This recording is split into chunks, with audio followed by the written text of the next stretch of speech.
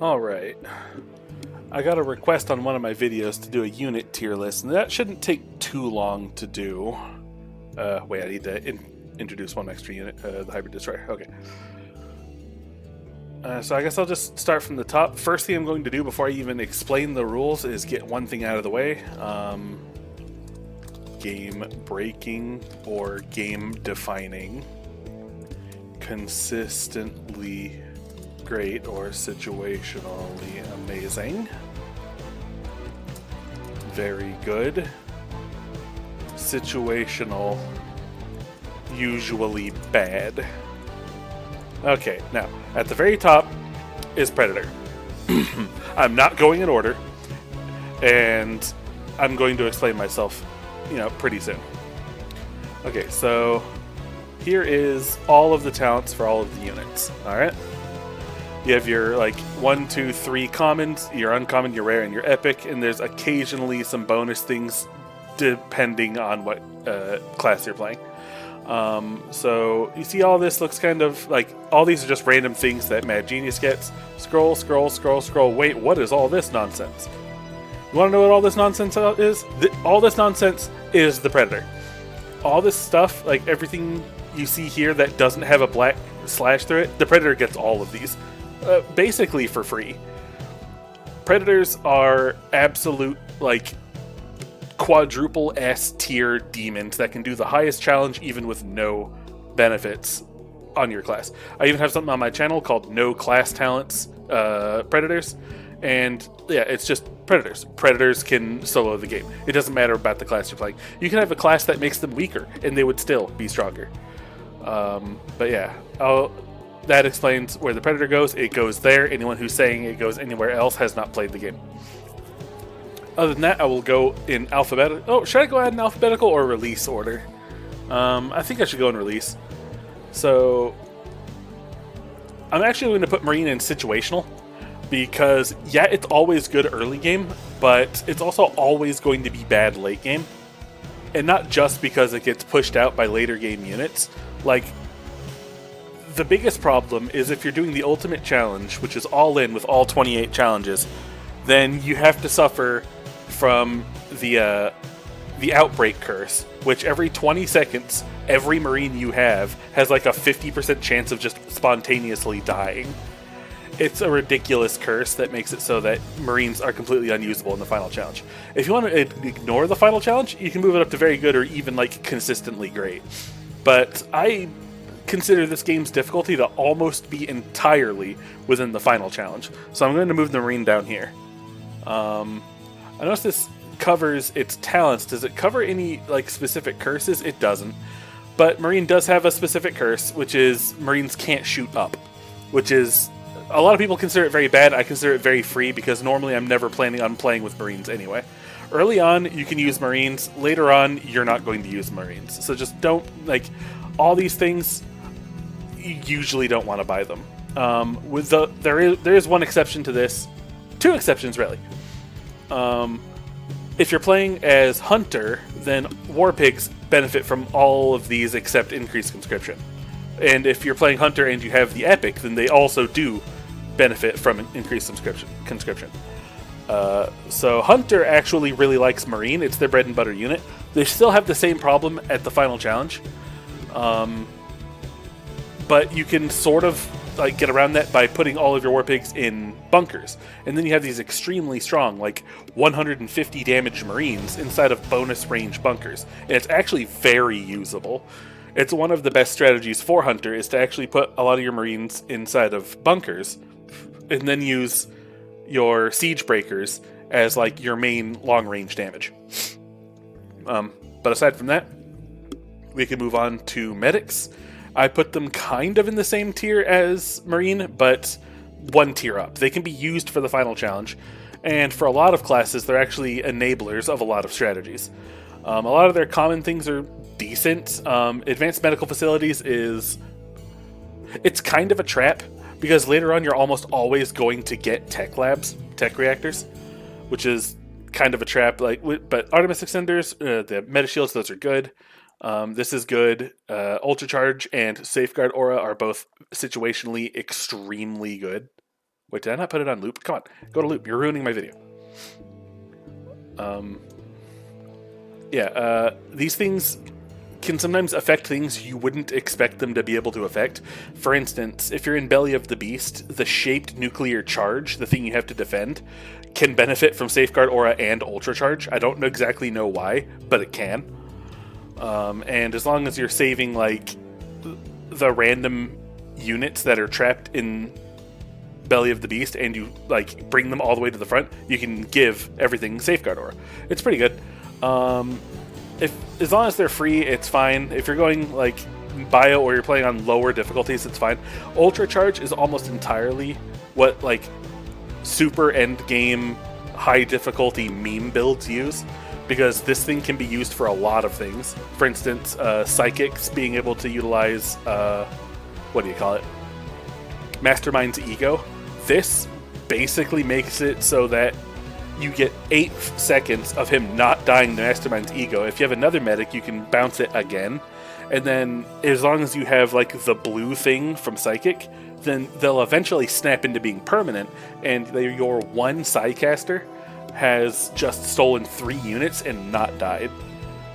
So that makes it so that medic is, like, a really good support unit. It also, if you gain access to one of the white talents, that you gain access to the mercenary version, Skibby's Angel, and it actually heals more. I mean, you would expect it to, but I wouldn't be surprised if it didn't. But Skibby's Angel is a tankier and better healing version.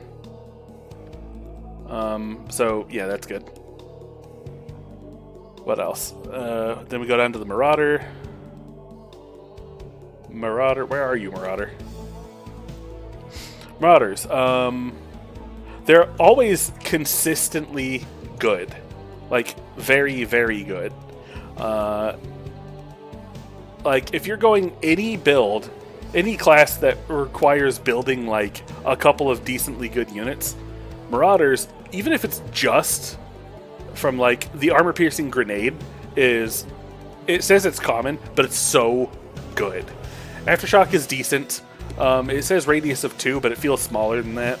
Brawler module, I feel like it's actually a nerf, but I don't know, I can see the appeal. Corpse Rodder is situationally good. Armor-piercing grenades, always good. Kinetic foam, always good. Concussive shells, situationally good as long as you combine it with Aftershock. But armor-piercing grenades, like, it's so good. They're cheap, they're strong, they're long range, and if you're on the higher challenges and you're stacking armor, these things actually get stronger instead of weaker. They're ridiculous classes, and depending on which class you're playing, like, for instance, Scientist, this is actually their main unit. Scientist actually wants to build Marauders instead of Predators. It's, like, the only class where, like, this unit is actually better. But because only one class can do that, I can't really put it up there. It defines a lot of games, but not all of them. There are a lot of classes that don't build, like, any infantry at all, and as such they'll just completely ignore the Marauder. But if you're going the Marauder, if you're leaning into the Marauder, it's going to be a very good unit for you. Firebat is kind of on the opposite spectrum. Let me put it down with the other mercenaries. Firebat, it's usually bad. I wanted to put it in situational, but genuinely it's usually bad, to the point where if someone manages to make them work, it's considered impressive enough that they'll make a video recording of it. Yeah, these two things are from, like, you know, just the Hyperion upgrades from base Wings of Liberty. And then this causes it to heal itself. This 4 is really high early and then really nothing later. But Cauterize mixed with Pyromania can, like... Okay, so Pyromania, their epic, is extremely good. It's one of the only things that makes them, like, anything but a meme, but, like, they're still kind of a meme. They're still usually bad. Pyromania, it's 10% attack speed for 6 seconds. It stacks and refreshes itself. It doesn't stay that, but it does. Up to the cap. And the cap is 0.1 attack speed, meaning they can attack 10 times a second, which is 40 health a second, but, like, that requires a unit in front of them and requires them to not die in 1 second, which they usually will, because Firebats are very flimsy. Like, deceptively flimsy. They only have, like, twice the health of a Marine, and if you're stacking any kind of damage or enemy swarm, they're just going to die. Viral Plasma, it's whatever. Radioactive Pyroclast, that's also pretty good. I think that's physical, not spell, so it doesn't help with damage clamp. So it's just whatever. It's as if you just gave 5 damage to a Firebat, which is, it's whatever. It's honestly whatever. It's not a very good unit. There's some builds, like Hunter or like Acolyte, can make everything work. If you want to do like a meme build, then you can make it work. If you're already good enough at the game that you can turn this bad unit into something good, you can make it work. But the point here is, if you are a new player or you're new to the add-on and you're trying to build and you see this epic, it's like, oh, this looks good. It's not. The Firebats are bad. Moving on, we have Reaper, which to me was actually very surprising. I consider the Reapers to be very good. I consider a lot of people would consider them like bad. You would expect them to be terrible, but they're not. When they appear, even with no talents, they are perfect for the Redstone Challenge. The Redstone Challenge is 1 health damage to your entire team every 2 seconds, and like that is permanent damage. And without medics, you take a lot of damage. But these are Legacy of the Void Reapers. They have the combat drugs that heal them. They are immune to the challenge of that mission, which already kind of makes them good. And they have the range of a spine crawler with their little detonation charges. So they're actually, like, there's only a couple of things wrong with just purely going Reapers every single time you make it to Redstone. And that's the fact that there's like 3 Mutalisks in that mission. And they're kind of annoying, but if you prepare for them, they're very good, and that's just when you pick them up. They actually have a couple of decent talents. Cluster Bomb, they cast it automatically, and it does not damage friendly units, so that's just all carrot and no stick. This one's pretty good, you know, additional range, additional damage, but only the light, and this will very quickly turn to 0 if you're stacking armor, so it really doesn't matter. Parting Gift is deceptively good. It's spell damage, and it causes your Reaper to usually survive and get off 1 extra attack before it does this. It changes how its own death works. Like, if you're scheduled to die, he'll usually finish whatever animation he's doing, and then he'll do it. So this, even not counting the death missiles, this makes them stronger. This is what also considers me to consider that Reapers might actually be better for Death Knight than Mass Marines. Although, like, numerically speaking, that's not true. But these guys will always make it so that your death rattle lands square in the middle of the enemy's face, and then conditioning efficiency makes them only a little bit more expensive than a Marine.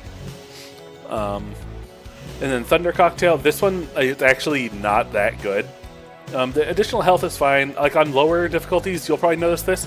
And then Mind Blender Juice. Mind Blender Juice is super weird and very fun to use.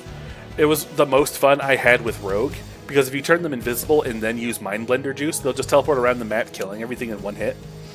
And like if you're playing on a good unit buffing class like Acolyte or Paladin or, like I said, Rogue, then Mind Blender Juice actually, like, you push this button and then your Reaper pops back into your base with like 15 kills.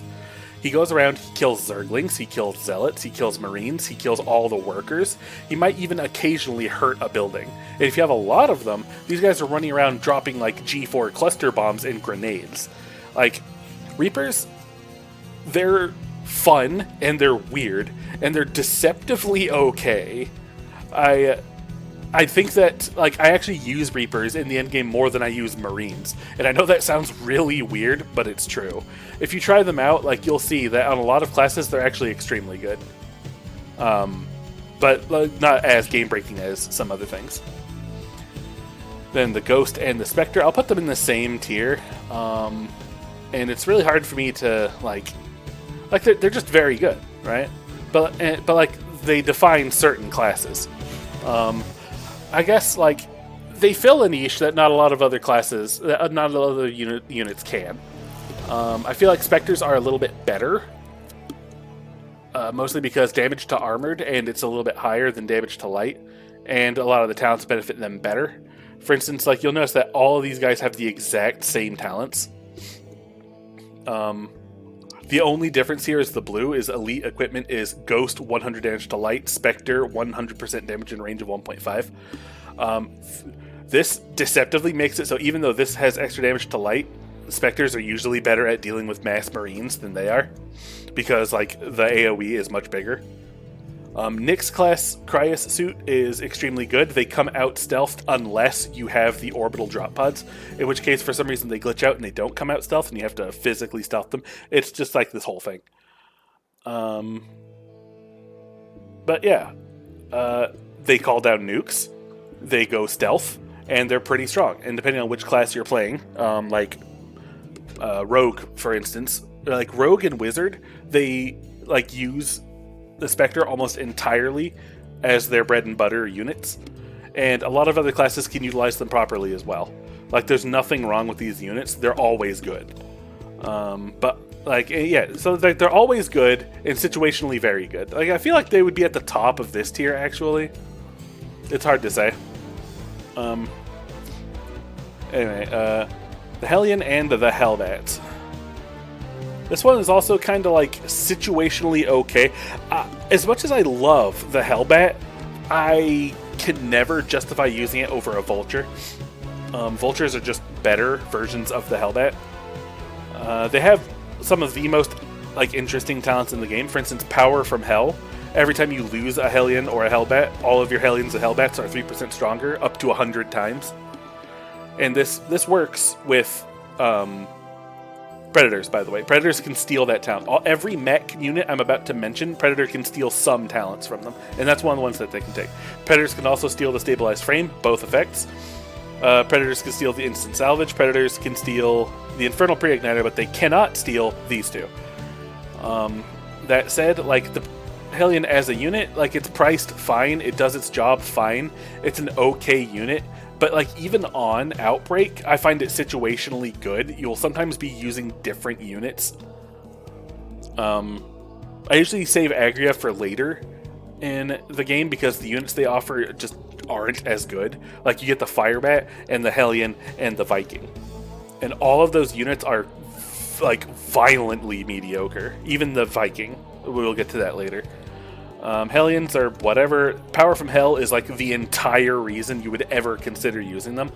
And if you're playing as a hunter, then you can actually intentionally lose you can send in all of your non-heroic Hellions to die to buff your heroic Hellions.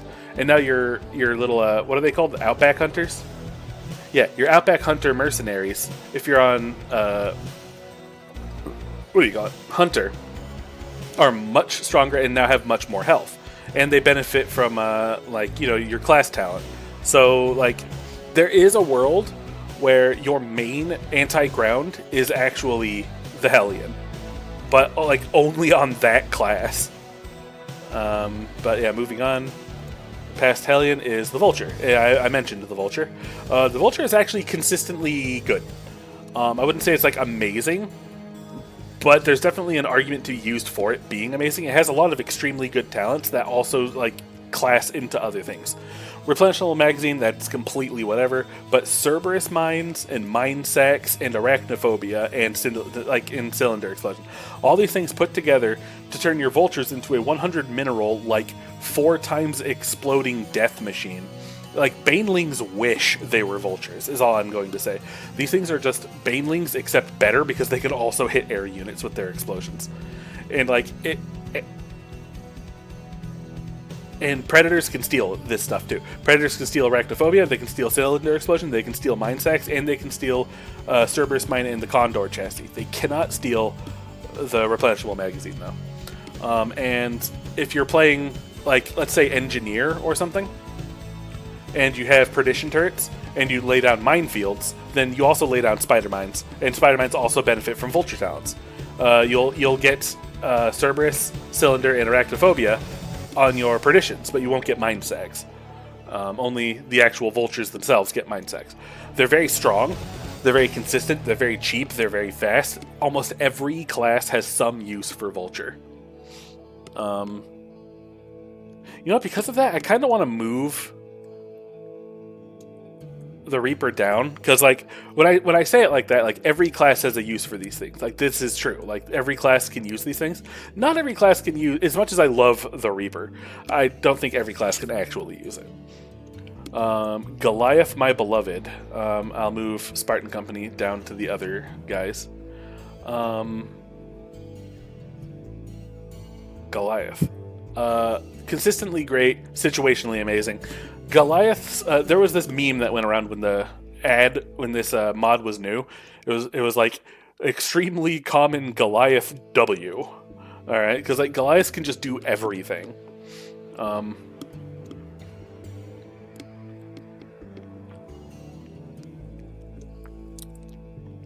Anyway,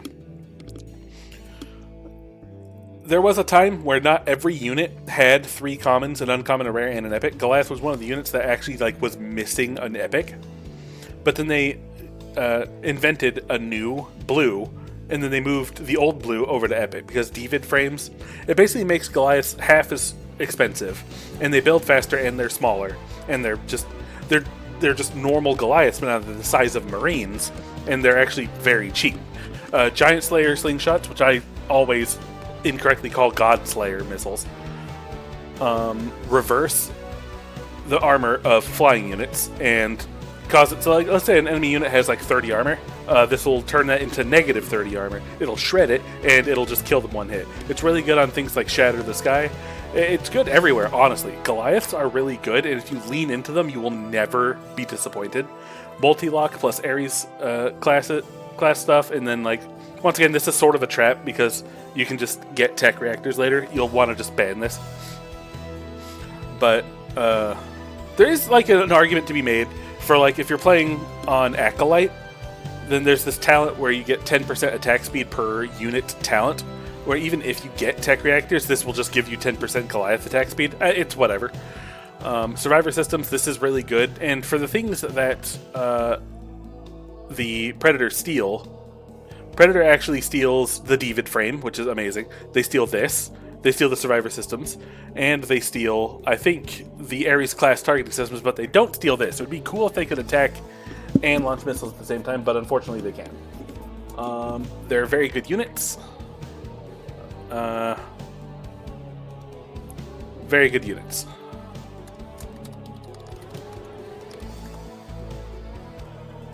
Sorry, I had to do something. Diamondback. Diamondbacks, they're pretty situational. They're a lot better than they were in the campaign, but like almost all of the talents you want to get for Diamondback are just because they go into Predator. Like this +1 range works on Predator, the health works on Predator, burst capacitors works on Predator. I'm pretty sure the railgun works on Predator. In fact, let me actually like double check that.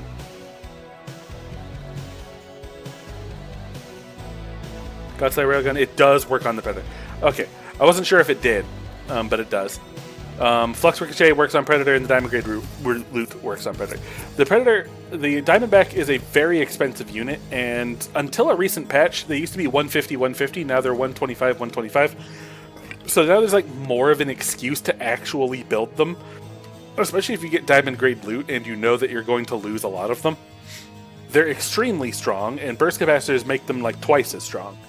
And like with burst capacitors and Flux Ricochet and Godslayer railgun, you can often just walk into an area and kill everything there in about 1 second. But then you're left with a pretty mediocre and deceptively fragile unit that's kind of expensive. But, you know, like, the more I'm looking at it, they got a buff recently. I'm going to move them up to very good. They're pretty fucking good, and if you use them, you're usually going to get what you pay for. And their talents, like, every single one of them goes into Predator. Like, not a lot of things go into Predator, but like this time it kind of does. Yeah, like look at this. Like none of them are crossed out. It's like yes. Like nothing else has that like full bar except like the Predator itself. Very good. Siege tank. I mean, it's pretty obvious. Depending on the game you're playing, like siege tanks are always going to be like your best unit.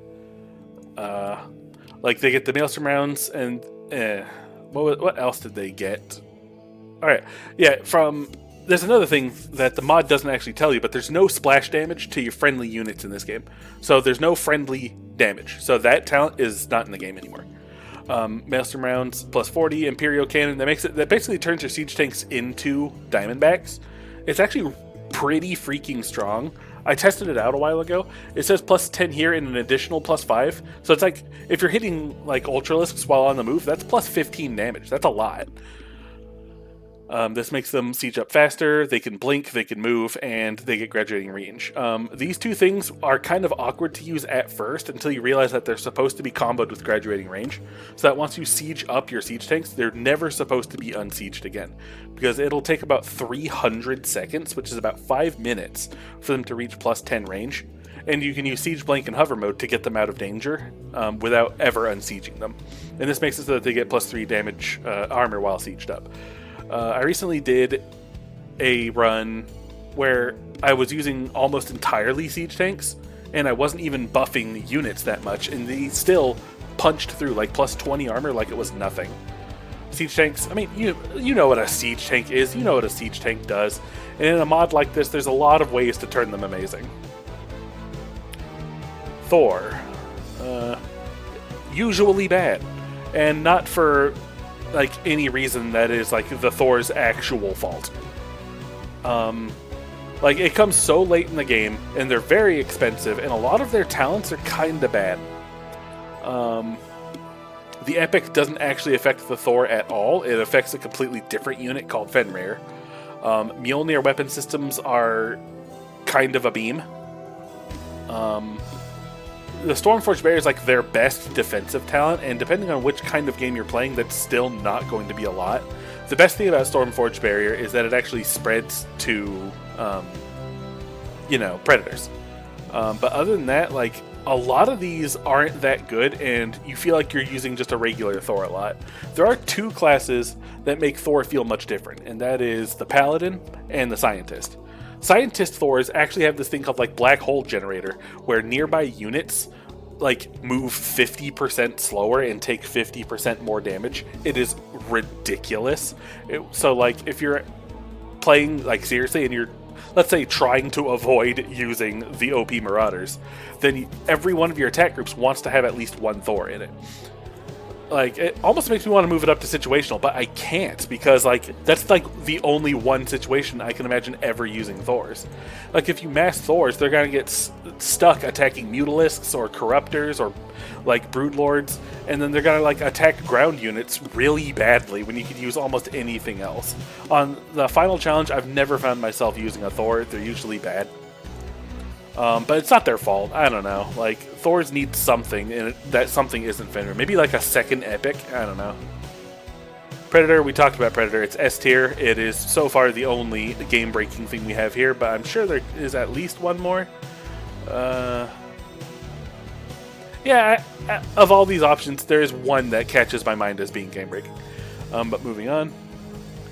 We have the Viking, and I'll move the version down there. Vikings are also situational. Usually bad, situational. How do I even explain it? Vikings are okay. They do their job relatively well, but they suffer from one of the big things that Thors do. They don't actually have an epic. They have Archangel, which allows you to build a much, much better, actually usable Viking that can attack ground and air at the same time. Granted, the arcade drones allow them to attack ground and air. I once did a playthrough with just Vikings, and it was relatively okay. I couldn't beat the final challenge. But Plasma Bomb is really good. Arcade Drone is really good. It's just, I don't know. It's a pretty flimsy unit, and it's just not that good. And if you want anti-air, like, depending on the class, you could use Marine, or Goliath, or even Predator. There's a lot of different options for anti-air, and Viking just seems like one that a lot of classes don't need to use. And it comes pretty late into the game. Like, at minimum, it's like mission 1, 2, 3, 4, 5, 6, 7, 8. The minimum you could possibly get this out, and this is if you are, like, avoiding Terran Research and all the Tosh missions, is mission 8. So, yeah. Like, it comes very late, and if you aren't avoiding those missions, like, it's not uncommon to get it around mission 10 or 11, which is also the same time you can get Thor. There are some games where, like, the Viking is literally the last unit I unlock before I go to Char, because I sometimes just avoid Agria for that long. And, like, that says something, because you never need the Viking. The Viking is really good in base Wings of Liberty because it fills a niche that not a lot of units fill. But in this mod, Viking is not one of those things. Its niche is filled by a million other things. Banshee is also usually bad. I have never seen a build successfully utilize Banshees. At least not in a way that didn't come off as a meme. And if it's like, hey, I did this with Banshee. You're saying that because it is an exception. If anyone could do it, it's probably, what was his name? That guy on the Discord, like, he's actually better than I am. Divine, I think is his name.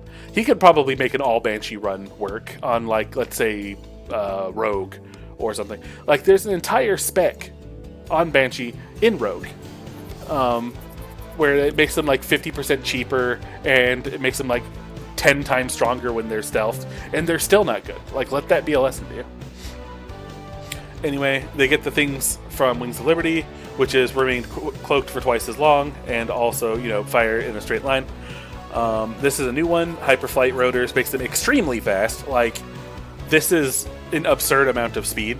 And I guess if you want to like get around and start cheesing things, it has a good cheese strategies. Windrunner Field is extremely good defensively.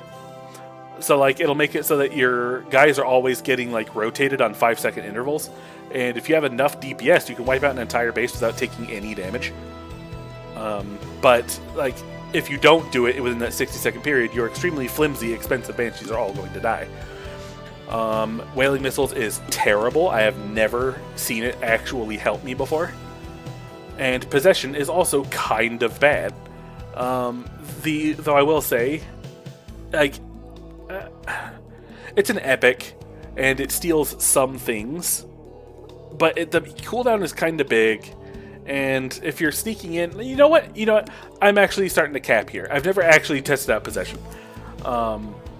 It could be good. I'm thinking on like Engine of Destruction, you could sneak around with Banshees instead of Wraiths, and then like you could steal like the occasional Thor, the occasional battle cruiser, a couple of things. I could see it being situationally okay. 120 seconds isn't a huge cooldown if you have like 10 or 20 of these, because then you can just like cycle it around.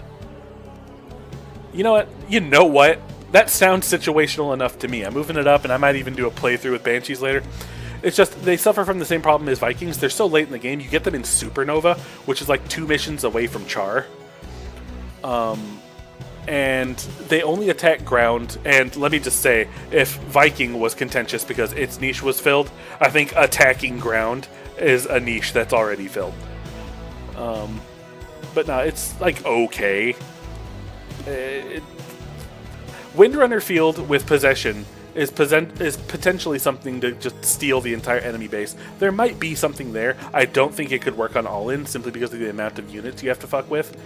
But on every other mission, there's probably something there. Wraiths, they're terrible. And I have actually tried using them once, and there's not enough good units for them. Like, their best thing is like the Phantom Pain.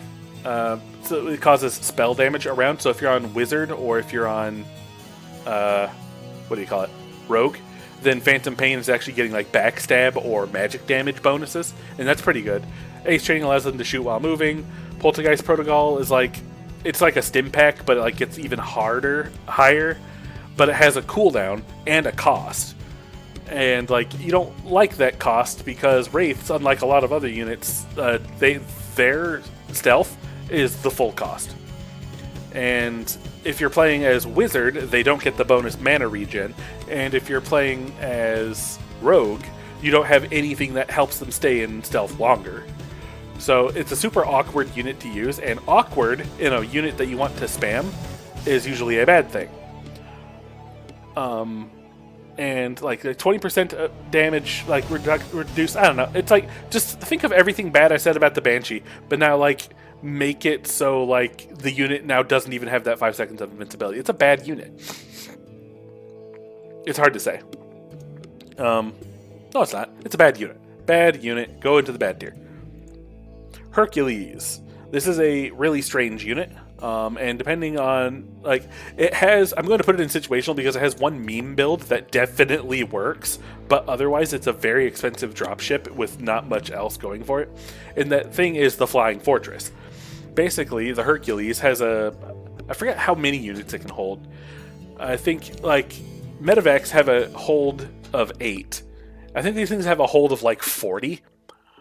And all of those units can attack as if you were in a bunker. They don't get bonus range or anything. And I think you have to stop the Hercules in order for all the attacks to come out, but the attacks usually fly out in like consistent enough ways that it's pretty good. I mentioned this in my tier list video when I was covering the Paladin, but there is a viable Paladin strategy where you just put all of your heroes inside of the Flying Fortress and you just go around and you beat the mission with one Hercules. Simply because of like how expensive and heavy everything is, and then like they're all casting their abilities, they're all using their attacks. It's a fun time for everyone, but it's a meme. It is a meme. Like, you cannot seriously utilize this like for more than 1 or 2 missions and then get bored of it and realize that there's more efficient and fast ways of doing it. Raven and Science Vessel, I'll kind of put them in the same thing. They're also kind of situational, though on some classes they're a little bit more than situational, like for Wizard. But like if you're on Wizard, you're probably going to be using this. I don't know. Loco is doing a run right now where he's utilizing a mixture of these, and he's struggling even when these things reach like maximum capacity. And he's struggling in the base game. You're not supposed to struggle in the base game. You're supposed to struggle on All-In, not the base game. Like, they're situational. They're not really that good, but they do have their own things. Empathy Inhibitor, which affects both things, and then like a lot of their talents are shared. In fact, all of their talents are shared. Now that I mentioned it. There's a couple of differences, like Bad Scientist gets Devolution Beam on this or the Portal on this. Devolution Beam is bad. Stable Portal is situationally good on Mad Scientist. I don't know. It's fine. Extermination Protocol turns these things into actual offensive units, and if you're a wizard, not only are these stronger, but they're also launching free irradiates and free seeker missiles. There's a world where these things are okay, but like, it's not my world. They're extremely inefficient units. They come out relatively late, and they're locked behind a talent that not everyone wants to take. Same with the Hercules, so I guess like putting them all here for that reason is sort of acceptable. And then we move down to I missed medevac. Medevacs, they're also kind of situational. I don't really find myself using medevacs outside of like 2 missions, and that is like the Mobius factor and also the Maw. Though first response does have like a speedrun strategy. If like, okay, so there's an extremely if they were ever make like mission by mission category speedruns, there would be a speedrun specifically for like Acolyte New Game 0 first response percent, where you actually get a medevac for free from Mira's curse, and then you just teleport Jimmy to the end of the mission, and then you teleport Jimmy back to the beginning of the mission. It's something. Aside from that meme, it's basically just like a slightly better medic, but with worse medic talents. Like, you know those 2 things I mentioned about medic, about the safeguard aura and the invincibility aura? The medevac does not get those. It gets heal bust, which is mostly worthless. Universal healing beam, which is extremely situational, to put it lightly. Caduceus reactor usually means that it doesn't run out of energy, which is cool. And this, which heals 2 at once. Like once again, all this sounds good, but like, I challenge you to find a build that really needed a medevac. I don't know. Like, I've never needed it, and I've beaten every class in this game on question mark. And like, I use it for like 2 missions. And neither of them are all in, so I'm putting it down there. Battlecruiser. This is going to be like, it's a good unit. Obviously, it's a freaking battlecruiser. The Leviathan class is kind of ridiculous. It's a shame that the Leviathan doesn't become like heroic, or else it would have a lot of usefulness. Like Musashi and like weapon refit are situationally kind of good, especially if you want to keep hitting the hive. There's a world where battlecruisers get used a lot more than I use them. The thing is, they're very expensive, very clunky units. And it's hard to get all of their talents because by the time they're in the game, you're near the end of the game and there's very few missions you can play to unlock all these things. Even if you did, a lot of them, like Musashi Cannon and like the Weapon Refit and Minotaur Matrix, it's so weird. It's a kind of a weird unit. And the only class I played that had a lot of good use for it was Paladin. And Paladin can make almost any unit work, but it definitely made these guys work because they have like a knockback, they get a lot of attack speed, a lot of health, a lot of armor. So like battle cruisers, they're definitely, if you lean into them, they're extremely strong, but they're so awkward late game and they're super expensive. And I guess the thing is about them being so expensive that you don't want to build a lot of them, Leviathan class can kind of take it out of situational and put it into very good. So like if you're only just building the occasional battle cruiser, it'll come out as a Leviathan, which makes it actually pretty usable. And then we have SCV. It's not on the tier list. SCV is awesome. Dave is awesome. Moving on. But I had to move a couple of things here. I knew I was missing something. The Cyclone. I'll just state that the Cyclone is in F tier. I tried making it work with Mad Scientist and Mad Genius and also Scientist, and it failed on both of those. I just considered it a bad unit. Herc is actually pretty okay. It's situational, of course, but a lot of classes can turn these dudes into like nearly invincible monsters, even with no uncommon talent. Marion Plating is pretty good. 75% less damage from spells and splash damage is so deceptively broken. Like a lot of units only hit for splash damage. And the spell damage like Kerrigan, like Hercs can tank Kerrigan straight up. And then critical responses, so like instead of dying, they'll become invincible for 5 seconds and go back to full health. And there's a lot of things, like a Bad Genius also does rewind. I know, like Paladin also has like something that's kind of like rewind. So basically you have to kill a Herc 3 times. If you're building a Herc because you don't have a lot of very good ground physical ability, that's what Hercs are used for. They're the tankiest units in the game, and if you lean into them, they can quite literally never die. I did a Herc-only playthrough once, and it failed, but the fact that I even got that far using these fat idiots really made me appreciate them. Hercs are hilarious. They're just not very good. We have the Widow Mine here. I've actually tried Widow Mines out a lot. They're actually deceptively good sometimes. But like you can't really like make your entire build based on Widow Mines because their attack damage is physical. It's not spell damage, so it gets clamped, which means that all the good things I want to say about them are just theoretical at best. Yeah, there's not much to say. Almost all of their talents do the same thing. It's like sight radius, that's high, splash radius, okay, dig, recharge, extra range, and then they can like dig into different areas. The best part about Widowmine is that deep tunnel works for predators. I'll say that. Predators can now deep tunnel and they can get themselves out of danger or put themselves in danger on purpose. Widowmines are okay, they're not that good. Warhounds are kind of similar. I'm noticing a theme here.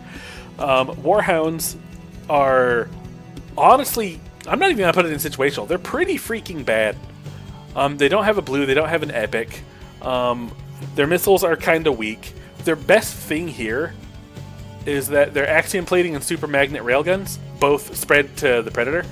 And super magnet railgun is a ridiculous thing. It basically just, you know that thing about Godslayer missiles, which was a blue? This is just a white. And like it reverses armor. And you can make it so that your predators anti-air missiles also reverse armor. If you don't already get the fucking Godslayer missiles, which you probably will.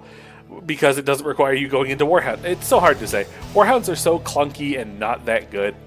And they also had like this thing called temporal stasis for like Mad Genius where you could save the game and bring out a whole bunch of Warhounds like for free at the beginning of a mission.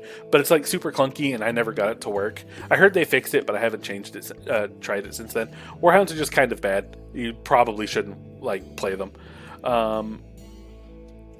Yeah, there's not much about that. I already talked about Cyclones. Cyclones are pretty bad. Supercell might make it sound like a lot of these things are good. I even tried it with like the cryotech missiles from Mad Genius to like freeze anything, even like heroic units. Like they would get frozen and then they would take extra damage, but like even then, they're very expensive. They come out kind of slow. They're not really that strong. I don't know. There's just like no reason to build the cyclones, and that's spelled wrong by the way. It's be a cyclone. And then we have liberators. I did a liberator only playthrough, and even and I could not finish the game because the AI broke. I heard that they fixed it, but like even if they didn't break the AI, like I don't know, like you're going to suffer from damage clamp. It's going to be really bad at dealing with mass units. There's a you know what I'm kind of like exaggerating, but like there's a place where it works if you lean into it. These things attack very fast and very, very wide. And I heard they fixed the AI so the enemies don't like do that anymore.